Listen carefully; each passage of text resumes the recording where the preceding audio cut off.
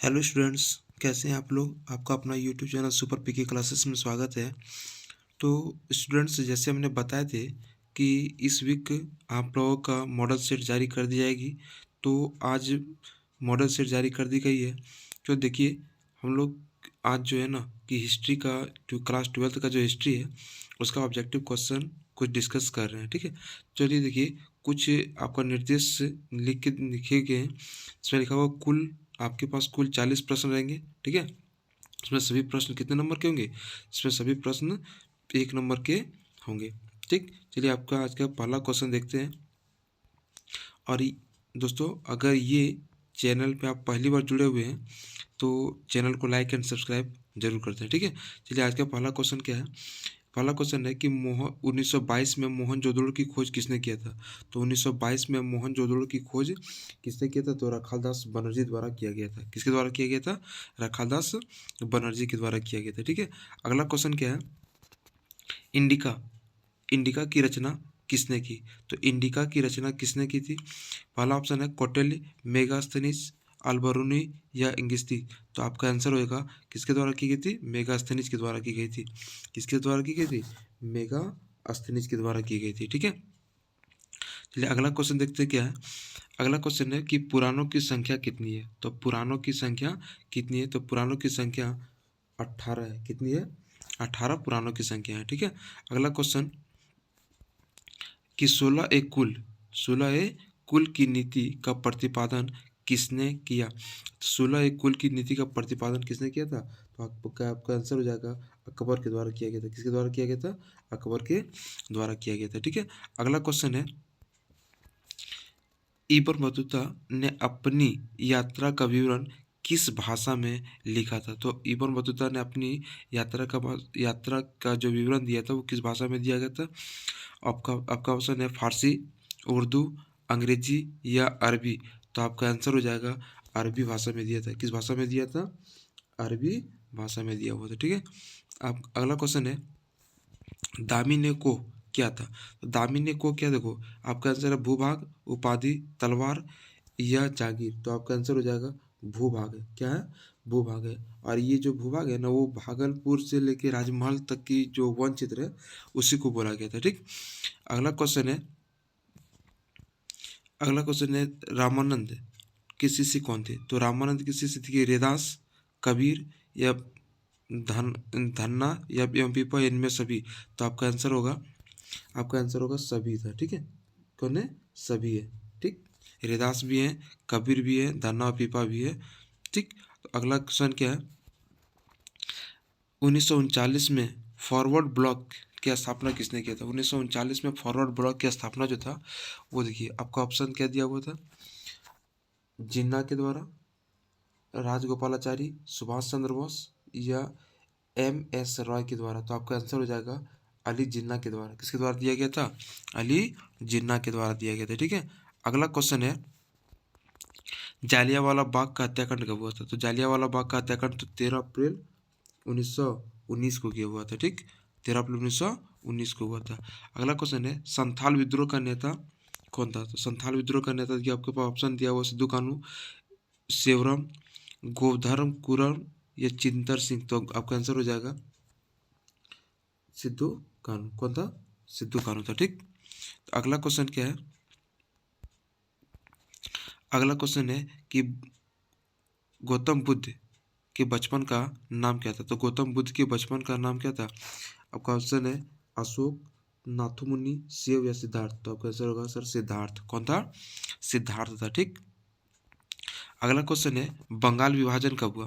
तो बंगाल विभाजन सर 1906, 1905, 1907 या 1908। तो आपका आंसर होगा 1905 में हुआ था, बंगाल विभाजन हुआ था। ठीक, अगला क्वेश्चन है मुस्लिम लीग द्वारा मुक्ति दिवस कब मनाया गया था? मुस्लिम लीग द्वारा मुक्ति दिवस कब मनाया गया था?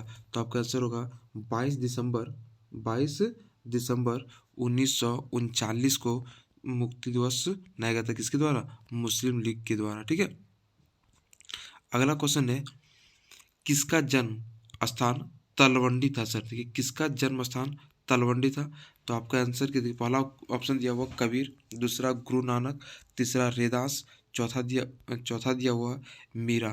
तो आपका आंसर हो जाएगा किसका, गुरु नानक का, सॉरी किसका हो जाएगा, गुरु नानक का हो जाएगा। ठीक है, कब गुरु नानक का जन्म कब हुआ था, तो इसका जन्म हुआ था 15 अप्रैल 1469 को हुआ था। ठीक है, तलवंडी गांव में हुआ था, जो कि अभी लाहौर पाकिस्तान में स्थित है। अगला क्वेश्चन है कि विजयनगर की यात्रा निम्न में से किसने की थी। तो विजयनगर की यात्रा निम्न में से किसने किया था। देखो, बर्नियर, इब्न बतूता, निकोली कोट्टी, या इनमें से कोई नहीं। तो आपका आंसर हो जाएगा इब्न बतूता द्वारा। किसके द्वारा किया गया था, इब्न बतूता के द्वारा किया गया था। ठीक है, अगला क्वेश्चन है असहयोग आंदोलन की शुरुआत किसने की। तो आपको बहुत इजी क्वेश्चन है, असहयोग आंदोलन की शुरुआत किसने किया था, तो महात्मा गांधी के द्वारा शुरू किया गया था। किसके द्वारा शुरू किया गया था, महात्मा गांधी के द्वारा। ये सब क्वेश्चन तो बहुत इजी है। अगला क्वेश्चन क्या है, महाभारत का युद्ध कितने दिनों तक चला। तो महाभारत का युद्ध सर कितने दिनों तक चला था, 14 दिनों तक चला था। कितना दिनों तक चला था, 14 दिन तक। ठीक, अगला क्वेश्चन क्या है, किस मुगल शासक ने हिंदुओं पर से जजिया कर हटाया था। हटाया था सर, सबसे पहले जजिया कर लगाने वाला कौन था, मोहम्मद बिन कासिम के द्वारा लगाया गया था। और हटाया जो गया था सर, वो हटाया गया था अकबर के द्वारा। किसके द्वारा हटाया गया था, अकबर के। और पुनः फिर से जो जजिया कर लगाने वाला था वो कौन था, औरंगजेब थे। ठीक है, चलिए अगला क्वेश्चन है, बीजक में किसका उपदेश संग्रहित है। तो बीजक में किसका उपदेश संग्रहित है। तो आपका आंसर ऑप्शन क्या दिया हुआ, कबीर, गुरु नानक, चैत्य, या रामानंद। तो आपका आंसर होगा कबीर का। किसका है, देखिए बीजक में किसका उपदेश है, कबीर का। किसका उपदेश है, कबीर का उपदेश है। ठीक है, अगला क्वेश्चन क्या है, बुलंद दरवाजा कहाँ स्थित है। तो ये तो बहुत इजी है, बुलंद दरवाजा कहाँ स्थित है, तो फतेहपुर सिकरी में इसका। ठीक है, अगला क्वेश्चन क्या है, भारतीय राष्ट्र कांग्रेस की स्थापना किस वर्ष हुई थी। तो भारतीय राष्ट्र कांग्रेस की स्थापना 1885 ईस्वी में हुआ था। 1885 में हुआ था। ठीक है, अगला क्वेश्चन है कि संथाल विद्रोह किस वर्ष हुआ था। संथाल विद्रोह, संथाल विद्रोह कब हुआ था, तो संथालों के द्वारा जो विद्रोह किया गया था, ठीक है, वो 1855 में किया था। 1855 में किया गया था, 1855 में। ठीक है, इसके बाद 2 साल के बाद 1857 की क्रांति हुआ था। ठीक है, अगला क्वेश्चन है, भारत आने वाला पहला पुर्तगाली कौन था। ये सब तो बहुत इजी क्वेश्चन है। भारत आने वाला पहला पुर्तगाली कौन था, वास्को डिगामा आया था। कब आया था, 1498 में आया था। कब आया था, 1498 में आया था। ठीक है, अगला क्वेश्चन है, हड़प्पा किस युग की सभ्यता है। तो हड़प्पा सर कांस्य युग की सभ्यता है। किस युग की सभ्यता है, कांस्य युग की सभ्यता है। ठीक है, अगला क्वेश्चन है, मुस्लिम लीग की स्थापना किस वर्ष हुई थी। तो मुस्लिम लीग की स्थापना सर जब बंगाल विभाजन हुआ था 1905 में, उसके बाद 1 साल के बाद 1906 में मुस्लिम लीग की स्थापना कर दी गई थी। 1906 में हुआ था मुस्लिम लीग की स्थापना। ठीक है, अगला क्वेश्चन क्या है, पाकिस्तान शब्द किसने दिया था सर। देखिए, पाकिस्तान शब्द किसने दिया था, तो मोहम्मद अली जिन्ना के द्वारा, लियाकत अली के द्वारा, चौधरी हर रहमत अली के द्वारा, इकबाल के द्वारा। तो आपका आंसर होगा चौधरी रहमत अली के द्वारा किसका, पाकिस्तान शब्द दिया गया था। ठीक है, अगला क्वेश्चन क्या है, भारत का प्रथम मुगल शासक कौन था। तो भारत का प्रथम मुगल शासक कौन था, बाबर था। कौन था, बाबर। ठीक है, अगला क्वेश्चन क्या है, गुप्त राजवंश के किस शासक ने भारत का नेपोलियन कहा। तो गुप्त राजवंश के किस शासक को भारत का नेपोलियन कहा जाता है, समुद्रगुप्त, अशोक, चंद्रगुप्त, या इनमें से कोई नहीं। तो सर किसको कहा जाता था, भारत का जो नेपोलियन कहा जाता था उसको समुद्रगुप्त को कहा जाता था। किसको कहा जाता था, समुद्रगुप्त को। ठीक है, अगला क्वेश्चन क्या है, अमुक्त मालदत्त नामक ग्रंथ का लेखक कौन थे सर। ये तो इसका जो था देवराय प्रथम, देवराय द्वितीय, कृष्णदेव राय, या अच्युत देव राय। तो आपका आंसर होगा कृष्णदेव राय थे। कौन थे इसका, कृष्णदेव राय थे। ठीक है, अगला क्वेश्चन क्या है, सिंधु सभ्यता का कौन सा स्थल मृतकों का टीला के रूप में विख्यात है। तो मृतकों का टीला मोहनजोदड़ो को हम लोग बोलते हैं। किसको बोलते हैं, मोहनजोदड़ो को मृतकों का टीला बोला जाता है। ठीक है, अगला है पियदस्सी किस शासक को कहा गया है सर। पियदस्सी किस शासक को कहा गया था, तो अशोक, आपका पहला ऑप्शन है अशोक, समुद्रगुप्त, चंद्रगुप्त, या बिंदुसार।